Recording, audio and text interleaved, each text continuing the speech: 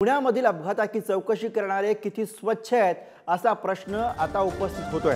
चौकशी समितीच्या अध्यक्षांबद्दल अंबादास दानवे यांनी एक्सपोज केलेली आहे। डॉक्टर पल्लवी सापळेंवरती कमिशनचे आरोप हे यामिनी जाधव यांनी केलेले होते असं दानवेंनी म्हटलेलं आहे।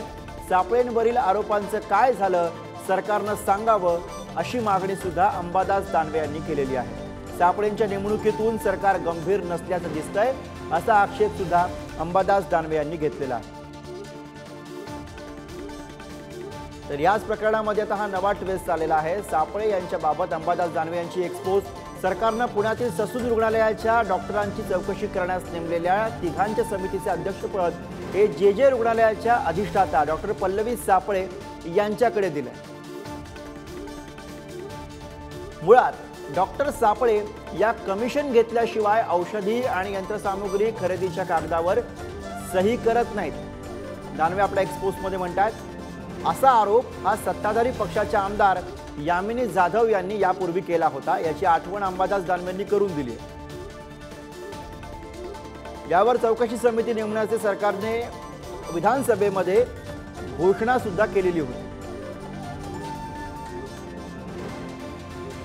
ससून प्रकरणी चौकशीच्या फेऱ्यातील व्यक्ती नेमणं म्हणजे सरकारच्या हेतूवर शंका आणणार आहे असा आक्षेप अंबादास दानवे यांनी घेतला।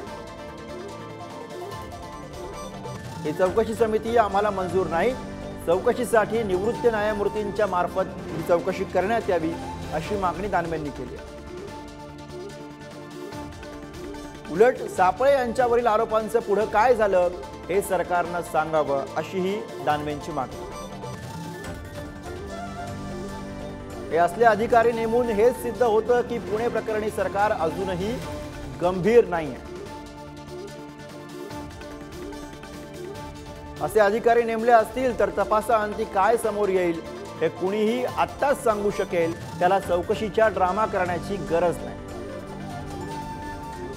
मुळात ससूनचे डॉक्टर त्यांनी इमान विकून केलेला कारभार याचा आमदार सुनील टिंगरे यांच्याशी काही संबंध आहे का हे सुद्धा तपासलं गेलं पाहिजे।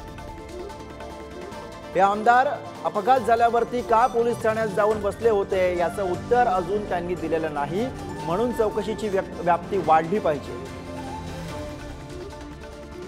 आणि याच विषयी अधिक बोलूया। पुण्यातून आपले प्रतिनिधी ज्ञानेश्वर चौथमल आपल्या सोबत आहेत।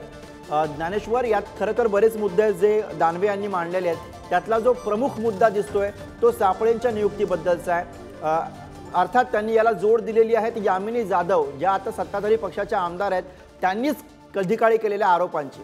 कसं बघायचं, रोज नवी नवी वळणं हे प्रकरण घेतंय, आणखी सरकार गांभीर्याने बघत नाहीये हा मुद्दा सुद्धा इथे हायलाइट होताना दिसतोय।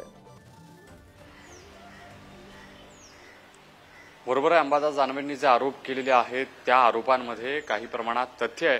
ज्या सापळे नावाच्या डॉक्टर आहेत त्या अगोदरच वेगवेगळ्या आरोपांच्या खाली चौकशीच्या फेऱ्यात आहेत। असं असताना जो काल ससूनमध्ये प्रकार घडला, डॉक्टर तावरे ज्यानं ब्लड रिपोर्टमध्ये फेरफार केल्याचा आरोप केला, डॉक्टर श्रीहरी हलनोर ज्यानं ब्लड रिपोर्टमध्ये फेरफार केल्याचा ज्याच्यावरती आरोप आहे जे अटकेत आहेत, यांच्या या ससूनच्या चौकशीच्या संदर्भानं एका आरोपाच्या सत्रात अगोदरच गुंतलेली असलेली डॉक्टर त्या डॉक्टरला अशा पद्धतीच्या चौकशी समितीच्या अध्यक्षपदी नेमणं हे शंका घ्यायला भाग पडणार आहे। आणि त्यावरूनच आता राजकीय वर्तुळामध्ये ही सगळी जी चर्चा सुरू आहे ती आपण पाहतोय।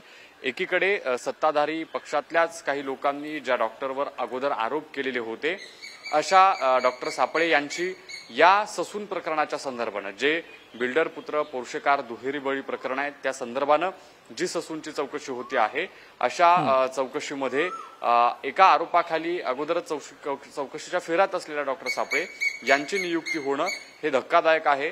दुसरं म्हणजे आज डॉक्टर सापळे हा पुण्यात येणार आहेत, ससून रुग्णालयामध्ये येणार आहे, त्यांची टीम देखील। बरोबर आहे ज्ञानेश्वर, या सगळ्या मुद्द्यांमुळेच त्यामुळे शंकेला वाव आहे आणि ही शंका आता अंबादास दानवे यांनी सुद्धा उपस्थित केलेली आहे।